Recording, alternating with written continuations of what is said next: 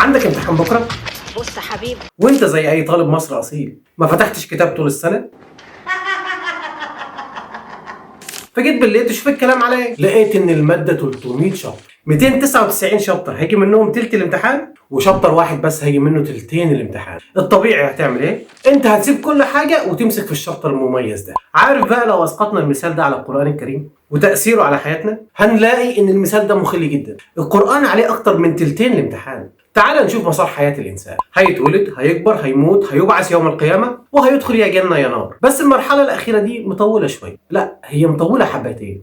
لا دي مطولة خالص. لا، دي مش بتنتهي. وفكرة المرحلة دي عشان تبقى عايشها مرتاح ومبسوط متوقفة على الفترة الصغيرة جدا اللي انت عايشها في الدنيا دي. سؤال معلش في الأول، انت ممكن تقول لي تعريف القرآن ايه؟ كمصطلح هو كلام الله سبحانه وتعالى المنزل على سيدنا محمد صلى الله عليه وسلم.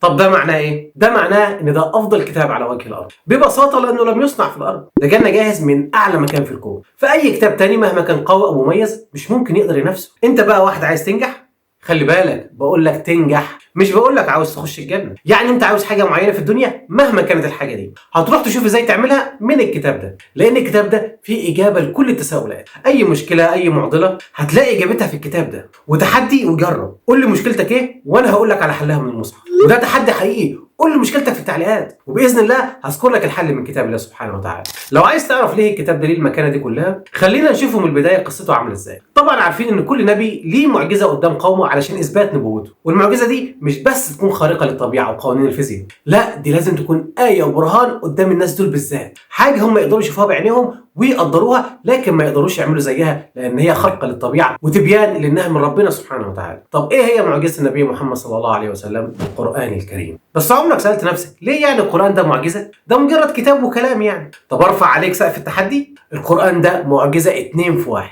يعني معجزه تخص العرب اللي بعث فيهم النبي صلى الله عليه وسلم، ومعجزه عامه تخص اهل الارض اجمعين الى يوم القيامه. المعجزه الخاصه هي لغه القران، الالفاظ والمعاني والبلاغه. وانا عاوزك تركز معايا، دي مش حاجه بسيطه بالنسبه للعرب، ان في حد امي لا يقرا ولا يكتب ولا يجيد اصاغه الشعر في بلد تقريبا كلهم شعراء، ومش اي شعراء، دي ناس بارعه في الوصف. شوف كده امرؤ القيس لما قال مكرم مفرم مقبل مدبر معه كجلمود صخر حطه السيل من عليه. هنا امرؤ القيس بيوصف الفرس بتاعه ازاي هو بيهجم ويرجع ويطلع ويروح في نفس الوقت، في وصف رائع. وبص عنترة، ولقد ذكرتك الرياح دواهل مني وبيض الهند تقطر من نبي. هنا عنترة بيقول انه في عز المعارك والرماح مغروزه في جسمه والسيف بيقطر من دمه لسه بيفكر في حبيبته عبد. الحب ولع فطوره.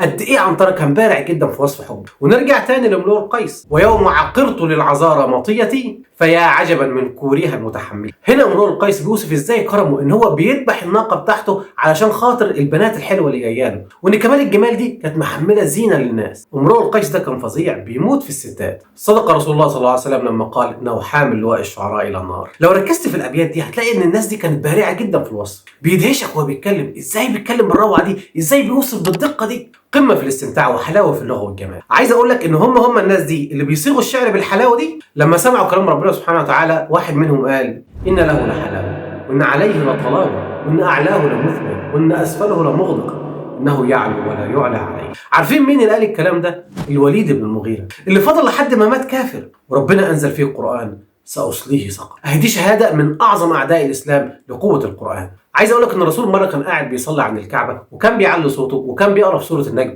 فقعد يقرا فيها لحد ما وصل لايات فبأي آلاء ربك تتمارى هذا نذير من النذر الأولى أزفت الآزفة ليس لها من دون الله كاشفة أفمن هذا الحديث تعجبون وتضحكون ولا تبكون وأنتم سامدون فاسجدوا لله واعبدوا. ساعتها الكفار نزلوا كلهم سجدا لله، كلهم يعني كلهم، ما قدروش يقاوموا ايات ربنا، نزلت عليهم كالصاعقه، الايات اللي ممكن نقراها دلوقتي وما نتاثرش بيها. طب ازيدك من الشعر بيت، تعرف ان بالليل كان ابو جهل حكم بن هشام وعتبه بن ابي ربيعه والوليد بن المغيره وابو سفيان بن حرب كانوا بيروحوا يتلصصوا عند الرسول عليه الصلاه والسلام عند بيته علشان يسمعوا ايات القران. انت متخيل الكفار كانوا حابين القران اكتر مننا احنا كمسلمين، وانت بقى بتحب تسمعه ولا لا؟ خلي بالك في ايات في القران بتتعب الانسان نفسيا. يعني لما ربنا يقول في القران على لسان نبيه وقال رسول يا رب إن قوم اتخذوا هذا القرآن مهجورا. يا رب ما نكونش منهم. فلما يجي لك حد يقول لك ليه القرآن ده يعني معجزة بيانية وبلاغية، اعرف انه مدلس او ما يعرفش حاجه عن القرآن اصلا ولا اللغه العربيه.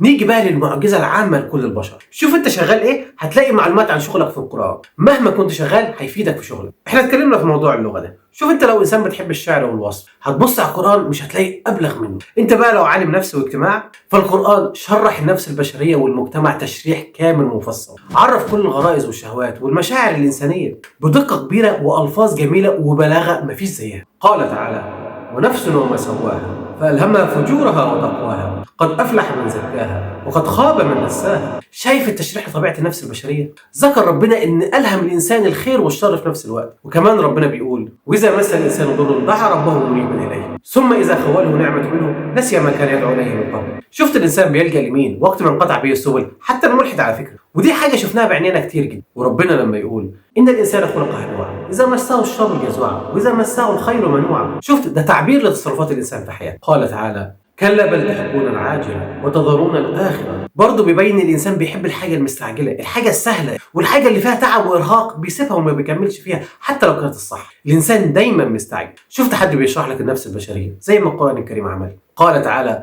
لقد خلقنا الإنسان في كبد. هي الآية دي من أكبر الأدلة إن القرآن نزل من عند ربنا سبحانه وتعالى. ربنا بيقول إن الإنسان دايما في شقاء، مفيش حد مرتاح، مسلم أو كافر. طول ما انت في الدنيا لازم يكون في مشقه وتحدي من ربنا سبحانه وتعالى. هتلاقي اي انسان على وجه الارض على مدار العصور الا وكان مش مرتاح. ليه؟ لان الراحه في الجنه بس. طب اقول لك ايه تاني؟ عاوز حاجات يعجز عنها العقل البشري؟ قال تعالى: وعنده مفاتيح الغيب لا يعلمها الا هو ويعلم ما في البر والبحر وما تسقط من ورقه الا يعلمها ولا حبه في ظلمات الارض ولا رطب ولا يابس الا في كتاب مبين. تخيل لو في نقطة في مكان ضلمة، المكان ده يا رطب يا ناشف، ربنا عالم بيها وعارف مكانها كويس ومتسجلة كمان في كتاب عند ربنا سبحانه وتعالى. فمهما فكرت هتتعب نفسيا لأن ربنا سبحانه وتعالى عارف كل حاجة. قال تعالى: يوم نطوي السماء كطي السجل للكتب. شفت هنا ازاي ربنا بيشرح نهاية الكون؟ حاجة تجننك. وقال تعالى: ولقد خلقنا الإنسان من سلالة من طين ثم جعلناه نطفة في قرار مكين ثم خلقنا النطفة علقة فخلقنا العلقة مضغة فخلقنا المضغة عظاما فكسونا العظام لحم ثم أنشأناه خلقا آخر فتبارك الله أحسن الخالقين. لو في عالم أجنة ملحد دلوقتي قرأ الآيات ديت هيقول لك إزاي إن في حد من أكتر من 1400 سنة كان عارف تطور الجنين بالمراحل المنتظمة دي وبالدقة دي؟ إزاي يعني؟ مش هتلاقي لها رد إلا إن القرآن ده نزل من عند ربنا سبحانه وتعالى. القرآن ده لو قريت فيه أي آية هتاخدك في حتة تانية، تقدر تعيش معاها وتتأثر بيها. القرآن ده هو الكتاب الوحيد اللي كل ما تقرأ منه أكتر تنبهر بيه أكتر، وكل ما تعرف تفسير منه أكتر كل ما تزداد إيمان بيه. الكتاب الوحيد على وجه الكرة الأرضية لم يناله أي تحريف من أول ما نزل لحد دلوقتي إلى يوم القيامة، ولحد دلوقتي العلماء بيطلعوا منه معاني جديدة. سبحان الله، سبحان من يغير ولا يتغير. شوف بقى دلوقتي، انسى كل الكلام اللي احنا قلناه فوق ده، اعتبر مفيش اي انبهار بالقرآن خالص. تمام؟ ارجع بقى للمثال اللي انا قلته في اول الحلقة. القرآن ده عبارة عن كنز. عارف احساسك لما يكون معاك سبيكة دهب 5 كيلو؟ انت عندك الاعظم منها وبتشال على الرف وللاسف ممكن يكون عليه تراب، مش بتفتحه غير من رمضان لرمضان. انت لو تعبان نفسيا علاجك القرآن. عاوز تفتح مشروع؟ القرآن هيسهل لك امورك. عاوز تطلع عالم؟ القرآن هينظم لك وقتك. بس كل ده مش مهم. عاوز تدخل الجنة؟ اهو القرآن ده اسهل طريق لكده. حاجه كده زي ما يكون عندك صاروخ ارضي جو فوق سطوح بيتك بتروح بين اي حته باسرع وقت وباسهل مجهود. عاوز تعرف قيمه القرآن؟ تخيل كده ابوك وامك بيستضيفوهم في التلفزيون وبيقول لهم: يا جماعه انتوا كسبتم مليار جنيه ورحلات حج وعمره طول حياتكم بس علشان انتوا اهل فلان. شفت الفرحه تبقى عامله ازاي؟ قال رسول الله صلى الله عليه وسلم فيما معناه ان صاحب القرآن يلبس والداه تاجا ضوءه مثل ضوء الشمس ثم يكسيان حلتان، يعني عبايتين أو بدلتين لا تقوم لهما الدنيا، فيقولان: بما كسينا هذا؟ فيقال: أخذ ولدكم القرآن. طب السؤال الأهم، إذا كان ده اللي هيحصل لأبو وأم صاحب القرآن فما بال صاحب القرآن نفسه؟ يقول الرسول صلى الله عليه وسلم فيما معناه أن يجيء القرآن يوم القيامة ويقول عن صاحب القرآن لله سبحانه وتعالى: يا رب حله، فيلبس تاج الكرامة، فيقول القرآن: يا رب زده، فيلبس حلة الكرامة، فيقول: يا رب ارضى عنه، فيرضى عنه، ثم يزاد بكل آية حسنة، ويقال لصاحب القرآن: اقرأ واصعب. شفت قيمة حفظ القرآن؟ خلي بالك الرسول ما قالش الكلام ده في الجنة، لا ده يوم القيامة. يوم القيامة اللي هيكون مليان أهوال والناس كلها مرعوبة وخايفة، صاحب القرآن بيحصل فيه كل ده، فما بالك لما يخش الجنة هيحصل فيه إيه؟ لازم يكون ليك ورد من القرآن كل يوم، جزء، ربع جزء، صفحة، آية. المهم ما يعديش عليك يوم من غير القرآن. خليه زي الصلاة كده، ينفع يوم تعدي من غير ما تصلي؟ انت عارف مقدار ثواب القرآن ده قد ايه؟ عن أبي إمامة عن الرسول صلى الله عليه وسلم أنه قال: من قرأ حرفا من كتاب الله فله به حسنة، والحسنة بعشر أمثالها. يعني ممكن في ربع ساعة تعمل جبل من الحسنات. تعرف إن العلماء زمان ما كانش بيعلموا حد علم شرعي إلا لما يكون حافظ للقرآن الأول؟ أصل أنت عندك كنز ملوش نهاية، سيبه ليه وتروح لحاجة تانية. وده مش تقليل لبقية العلوم الشرعية، لكن تعظيم للقرآن الكريم. تعرف إن سيدنا عمر لما حفظ سورة البقرة ذبح جمل للمسلمين لانه كان عارف قيمه اللي عمله. سيدنا عمر اللي قال ان الله يرفع بالقران اقواما. تعرف ان سيدنا ابي حذيفه بن عتبه كان عنده مولى ليه اسمه سالم. مولى ده يعني عبد كده، بس سالم ده كان حافظ لكتاب الله،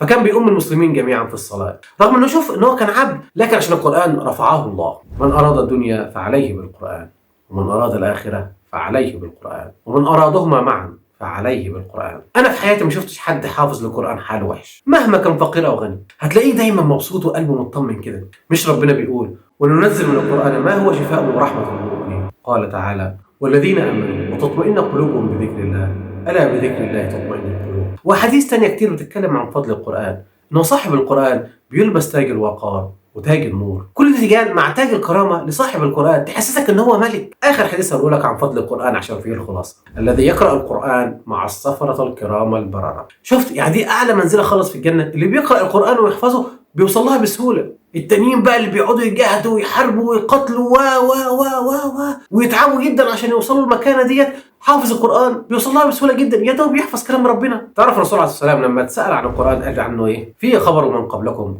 وخبر ما بعدكم وحكم الله بينكم. يعني في كل حاجة. من أراد الهدى فعليه بالقرآن، من أراد الهدى في غيره أضله الله، وحبل الله المتين والذكر الحكيم مش بيشبع منه العلماء، من قال به صدق. كمان في آيات وصور لوحدها ليها ثواب خاص في الإسلام. يعني مثلا سورة الملك تقي من عذاب القبر، حفظ 10 آيات من سورة الكهف تقي من فتنة المسيح الدجال، سورة ياسين لما قرأت له. شوف بقى انت عايز ايه من ربنا وربنا هيرزقك بيه بس بحفظك لسورة ياسين. حافظ على قراءتها. مهما اتكلمت عن فضل القرآن في حياتنا مش هنخلص، بس القرآن ده صعب قوي وانا مش عارف احفظ ولا فاضي احفظ. ايوه كده، طلع اللي عندك يا باشا، انت كذاب. في البدايه كده هقول لك قصه صغيره. كان في راجل عنده ابنه صغير مش عارف يحفظ حاجه من القران، فابوه قال له خد المصفى دي، كانت مليانه هباب ومعفنه خالص، وروح املاها لي ميه من البحيره اللي جنبي. فالواد قال له يا بابا المصفى دي مخرمه عمرها ما هتحفظ الميه. قال له روح بس بسرعه واملاها لي وتعالى اجري. فالواد راح البحيره وحط المصفى في الميه وطلع يجري بيها، المصفى لقاها صفت الميه كلها، فرجع تاني للبحيره وحط المصفى فيها ورجع تاني لقى برضه المصفى بتفضي الميه اللي فيها كذا مره لحد ما زهق.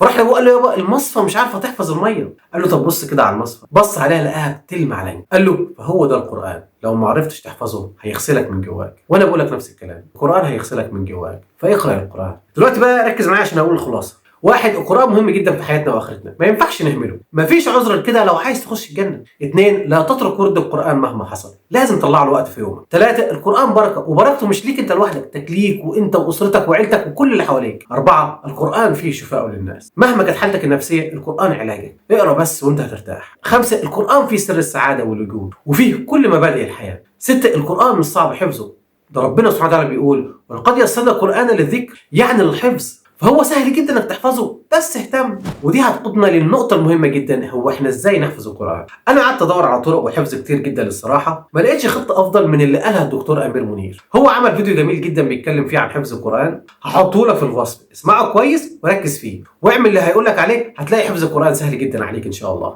7، ما تيأس، اقعد احفظ في القرآن 10 سنين ولا عمرك كله حتى، لكن اوعى تيأس. قال تعالى انه لا يأس من روح الله الا القوم الكافرون. اخيرا، القرآن هيديك قوة في كل حاجة في حياتك، حياة ودين ودنيا واخرة. اللي انت عاوزه هتلاقيه، بس دور عليه في القرآن. تذكر ان القرآن ده كلام ربنا، يعني ربنا هو اللي بيكلمك، مش عاوز تسمع ربنا بيقول ايه. اللهم صل وسلم على سيدنا محمد. انا كده خلصت، سلام عليكم.